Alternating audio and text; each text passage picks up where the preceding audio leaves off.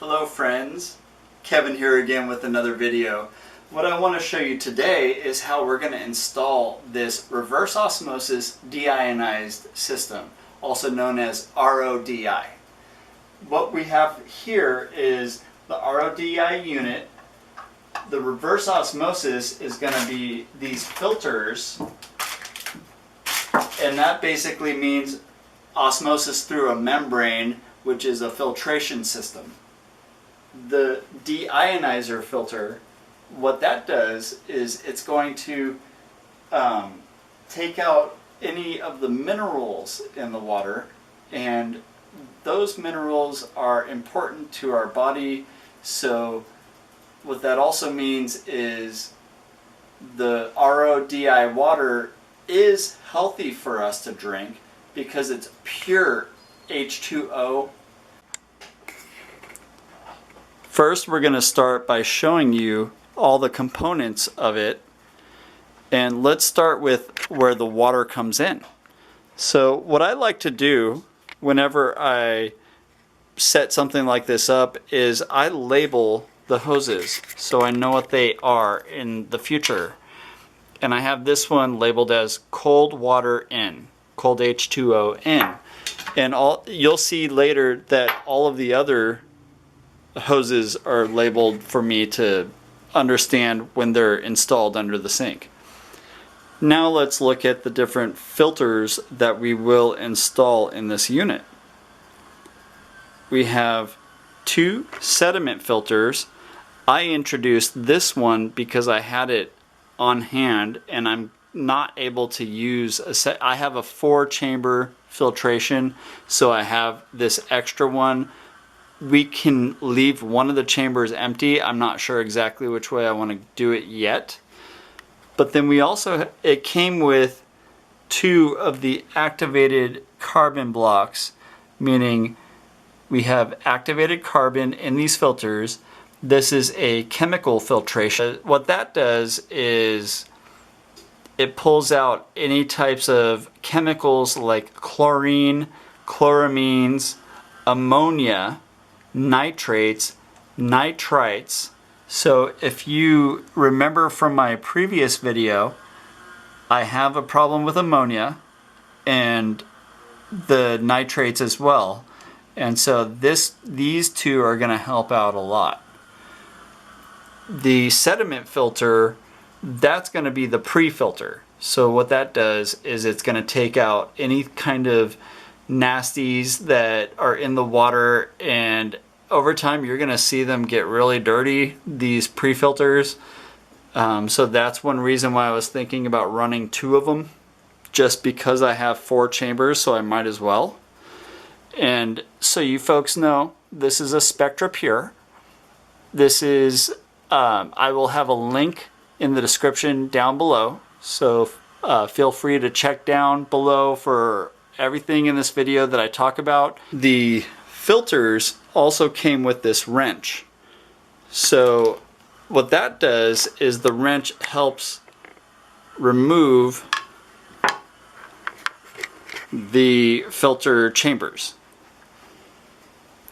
The one that I want to leave out is because I already have these other carbon filters. This is a 3rd carbon filter. I don't need it. Over here is the reverse osmosis, and that is exactly what, or sorry, I said reverse osmosis, I meant deionizer filtration. What that does is it's going to be taking out all of those minerals and other deposits in the water, so it's going to be pure H2O when it comes out, or as close to it as possible. It's not going to be exactly pure, which is what we also need. We want to have a few additives in there, but it's going to taste great. This is the spigot that I have. So this is going to be what I hook up where the water comes out of. And a few of the tools that I have, I've got a crescent wrench, I've got some Teflon tape, I've got some extra tubing if I need it. so I might have to add some extra tubing. And then the saddle valve. What the saddle valve does is it hooks up to the exhaust or the outflow. It's going to be where the drain water, the discard water goes. It goes through this saddle valve. I'll show you in a minute how we set that up. So in fact, what I'd like to do right now is show you how we set that up. So now it's time to install this unit underneath the sink. The first thing that you do is you clear out anything else that might have been under there so that you have a clear working space. Next, what I did was I placed the RO unit and the holding tank, the water holding tank, underneath. I already pre-drilled some holes to hold it up. So what I'm going to show you now is how we install the filters. I'll take it back down and show you how we put the filters in now. Now we're ready to put the filters in, so let's see how we do that. First we're going to do the Deionize filter. Pop it out, and then you unscrew the end over here. Might be hard to see from that shot, but unscrew that. Make sure you keep the ring, the O-ring, and the filter is going to go in a certain way. So it has this gasket on the end. That's going to be the, you're going to start from this side and put it in that way. So the gasket comes out to the end. It pops in. Put it in as far as you can, but don't go too hard on it. Then the gasket, the O-ring seats right down on the end of this cap. Make sure it's seated properly.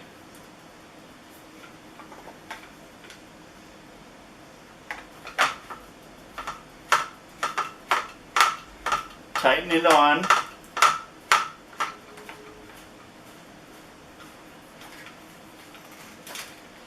And then you can put it back in place. Make sure that the gauge is visible. Now what we do is we set it down on its back. We have this wrench that the filters came with. The way you use the wrench is you put it up and then you kind of have to turn it at an angle.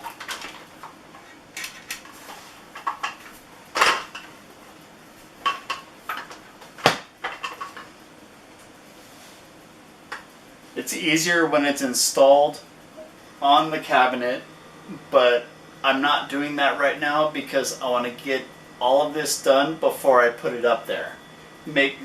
It helps me ensure that it's going to be installed properly, but you put the wrench all the way up, and these have little flasks kind of thing, you know, like a piece of plastic that they hook onto, the wrench hooks onto.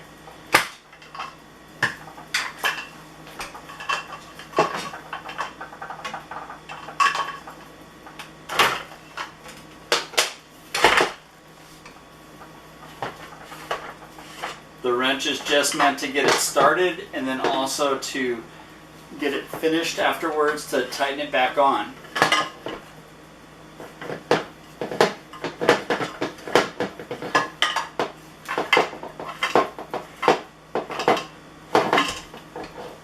So I opened all of them. Everything's good here. What we're doing with this next is put this in. One thing I want to point out is these carbon filters. They have these little small gasket kind of O-rings on each end of them. Make sure you do not lose those, because that ensures a proper fit, and it makes it so that the water passes through the filter the proper way. So make sure those don't pop off. I know when I opened my bags that had these filters in, those popped out. They're really easy to remove. They pop right out, but they also seat right in there. So make sure they're properly seated. Otherwise they might not filter properly. Those are the two carbon blocks. These are the two other filters for the sediment filtration. Now, what we do is you put it up, and here's why it's easier to do when it's installed, but I'm doing this now to show you how it works. It's because you want to make sure these are not offset, otherwise it won't be all the way in. So I'm holding this unit upright and putting it on vertically. I'm just getting it started and then holding it upright, putting it on and hand tightening it.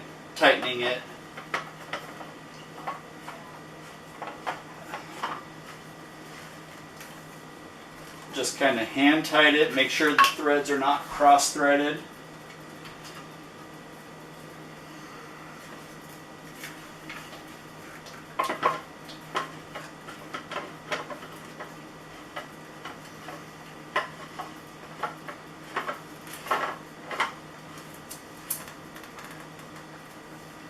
Okay, so far so good. Now we're going to take the wrench and we're just going to do less than a quarter of a turn, maybe just a slight turn. So bring the wrench all the way up. You're going to see where it catches, and then just a slight turn. I'm doing it, each one is a little different, but you don't want to make it too tight because you won't be able to get it off later when there's water in here. You don't want it too loose either because the water might leak out, which isn't likely, but it is possible.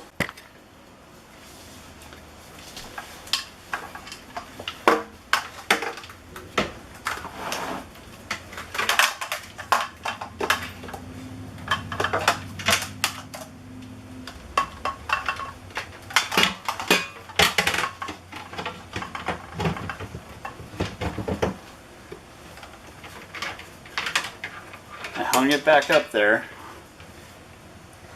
Now, the next thing we're going to do is turn off the cold water.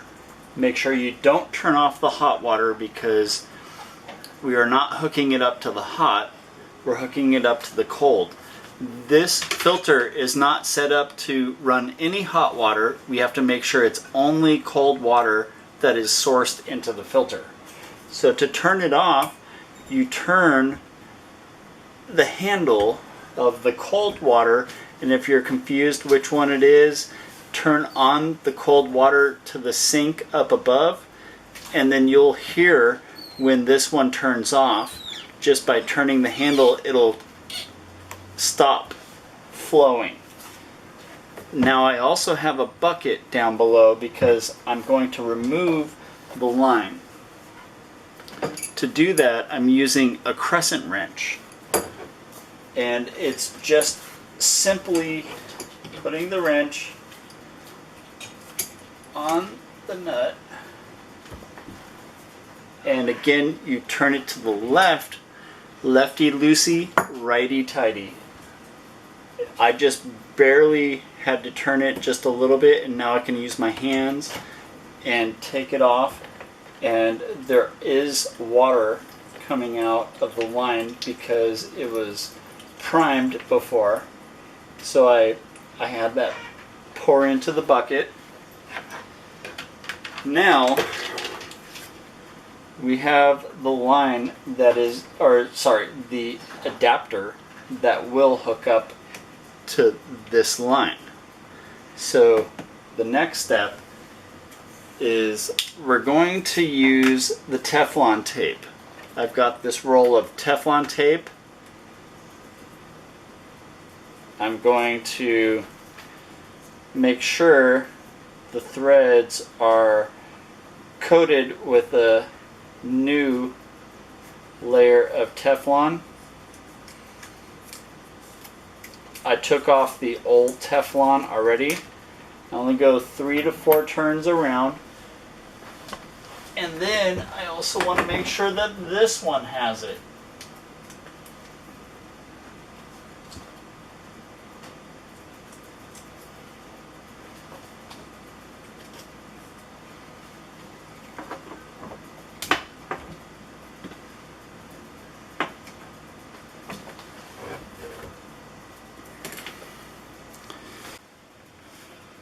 Next, what we're going to do is install this saddle valve. This is going to help out with the discharge water on the yellow line going out and going down to the street and back to the water treatment plant. You may remember that from the previous video. If you haven't yet watched that video, I have a link to it down below, so make sure that you click the link and watch that video. That'll explain to you the whole reason why I'm hooking this unit up, to make sure that my household is getting clean drinking water and no longer the dirty drinking water that's coming in with the ammonia and nitrates in it.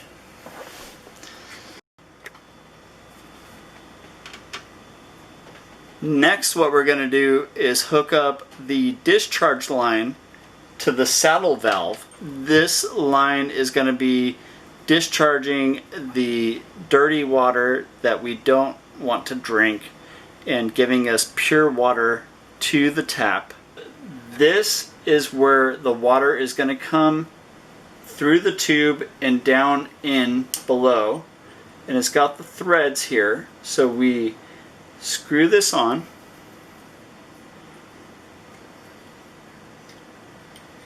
Make sure that you don't strip threads. Installing this piece, what you want to do is you want to make sure that here's where the line is coming from this direction, and I want it to go into it this way. I don't want to turn it backwards. I want to make sure it's turned the proper way, and so it is now. It's going to go on this black piece right here, and it also has this little rubber piece, this rubber foot. One thing I want to mention about the saddle valve is it has a needle inside, and the needle, what I'm going to do is I'm going to pull the needle out all the way up. So as you can see, it's got this needle that is what we're going to use to puncture the pipe. But to install it, you want to bring it all the way down first, because that's how you're going to install it, and then also you puncture it. But then after you puncture it, you have to reverse the needle, otherwise the water will not flow through at all. It'll block the water. And so we have this rubber piece that's going to be helping us from allowing drips, like it'll block the drips. So to put that on, what we're doing is we're just putting it over the needle and kind of on there. Let's get the saddle valve, and we're going to put this little rubber bumper on here, this rubber piece. I put the rubber piece in, I put the 2 screws down,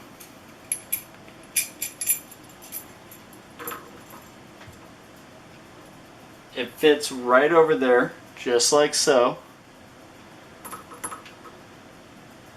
And now I have a screwdriver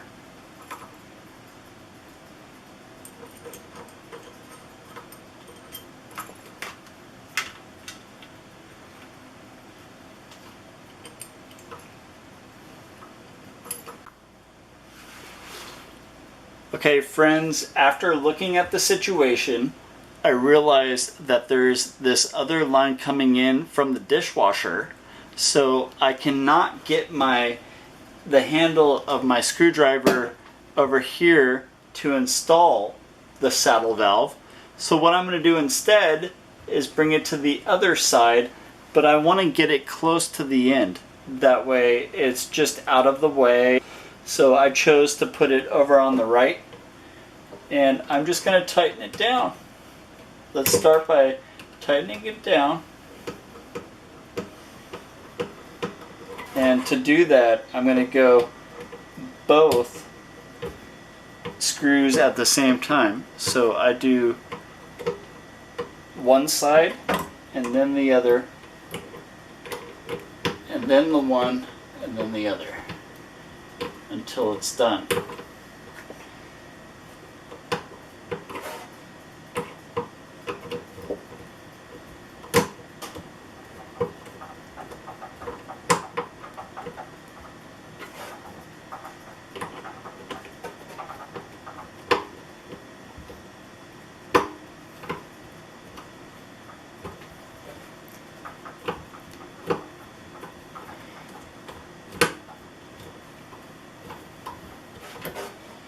You want to tighten it all the way down. You want to make sure that it's still level at the top. You've got that piece of rubber that is helping protect the saddle valve, like buffer it. So I feel like that's tight enough. What I'm going to do is turn this piece to poke through the plastic, because that's where we're going to have the saddle valve. And then after you go all the way down, or as far as you feel like necessary, I like to go as far as possible because it's a conical shape, which means it's going to create a bigger hole the further you go. And then I just back it all the way back up after I hit the bottom, which I did.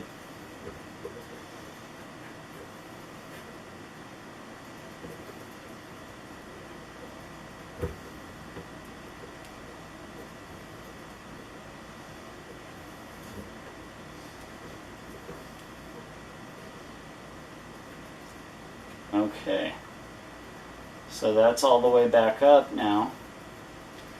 That's good. And then what I'm going to do next is show you how we install the tubing. So the saddle valve came with 2 parts. It came with the nut, and it also came with this piece that goes in there. I'll show you how it all works together. First, I want to make sure that the line is going in the direction that I want it to go, so it's out of the way. Then what I'm going to do, I'm having trouble fitting the nut through, so I'm just going to cut a clean cut on it.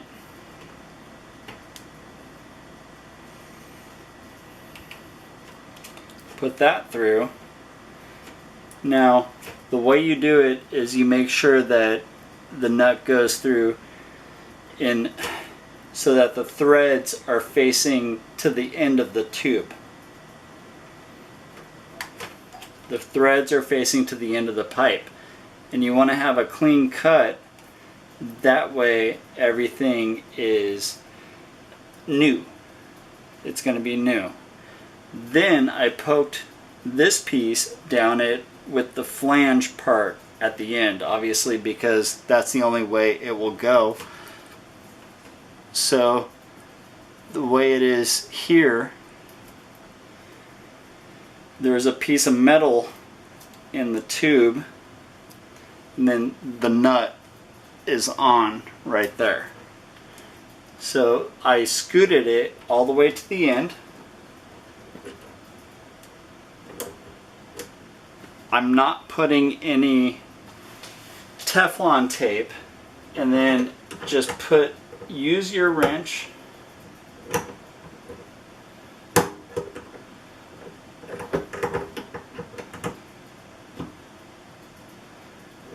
tighten it down just comfortably to where you feel like you can remove it later, but don't tighten it too much to where it starts bending everything.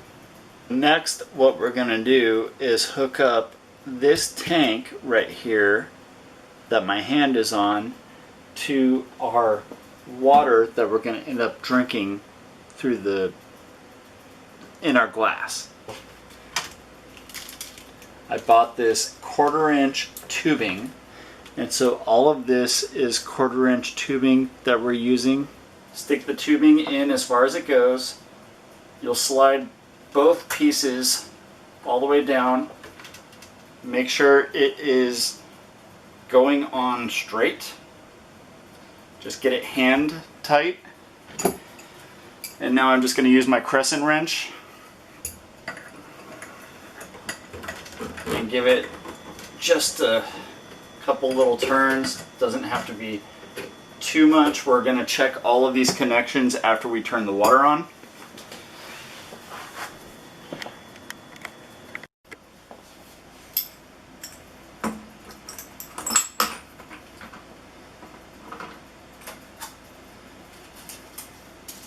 I made this little piece over here that we're going to install next. Here's where the water comes out of. I wanted to make it so that we can open the door. That way we don't drill through the actual sink. So to do that,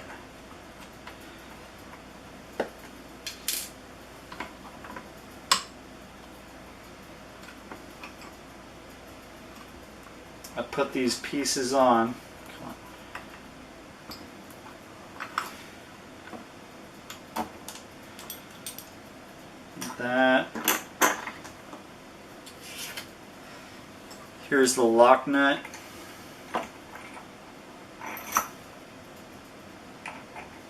And then the nut to lock it down.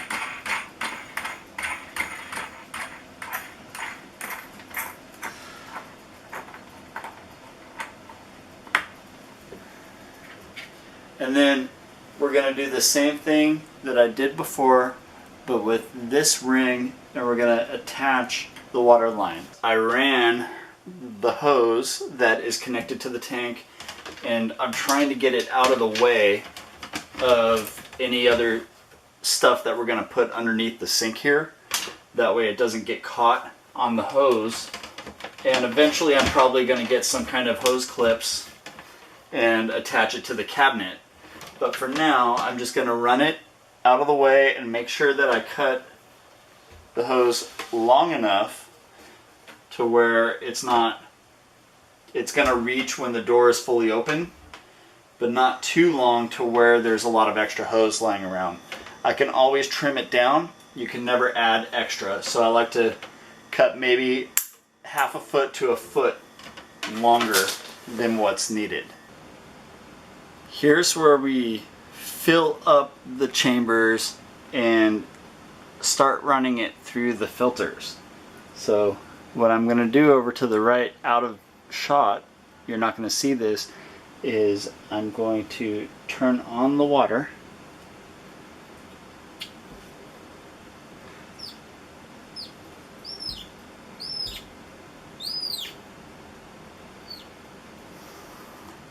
And then I'm going to turn this valve so that you can see the water flowing through.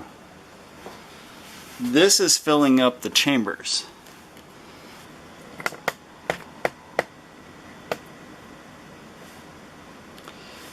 It takes a long time. The water is filling up right here.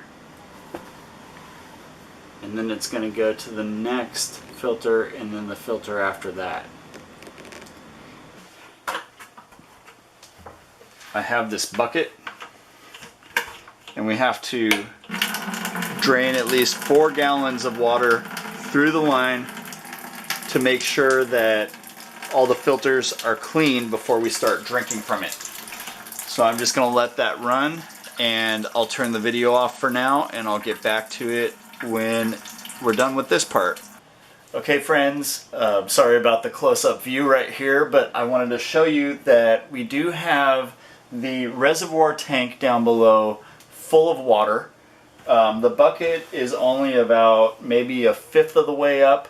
You can't really see from your angle, but what I want to show you is the long, grueling process of us cleaning the filters. It has taken me about an hour so far, just on and off. And what you'll see here is, as we turn it on, it's flowing pretty well at first, but then it just piddles down to a little drip. So what I've been doing is turning it on and then turning it off when it goes down to the drip. I don't want to make you guys sit through all this. I'm showing you the process. And at the very end, we'll wrap it up and I'll explain to you what we did today. I hope this was a good video.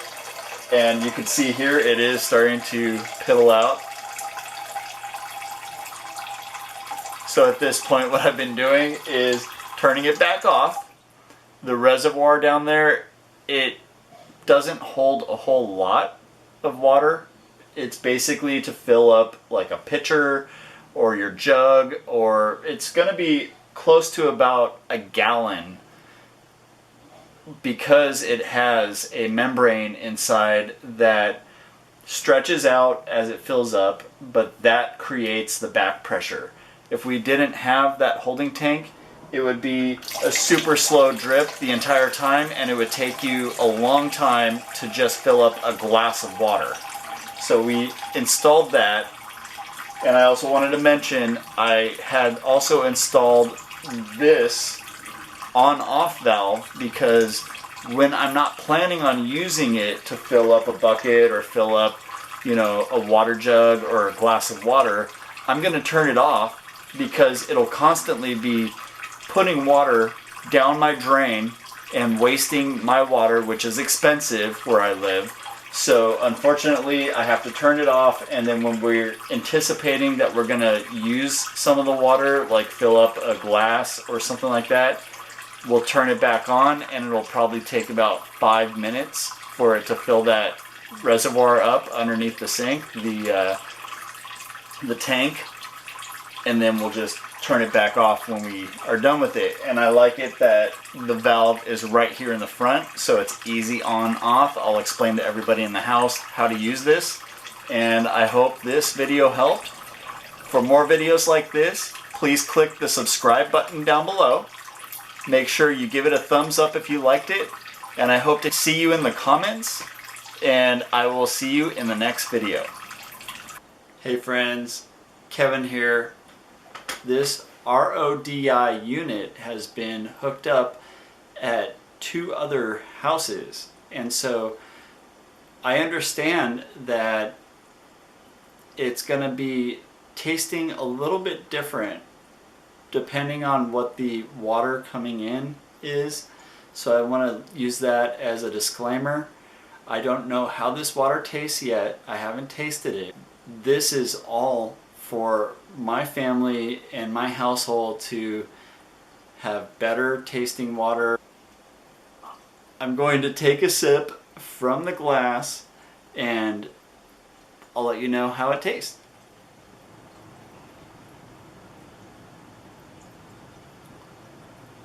Oh yeah. It actually tastes a lot sweeter than the original water coming out. I do not taste any of the harmful metals or nitrates. That was a big reason why I set this up in the first place, is because there was nitrates in the water and it tastes way different. So I recommend you get your hands on a RODI unit and keep your family healthy, keep your taste buds healthy and happy, and I know I am. So thanks for watching. I'll see you soon.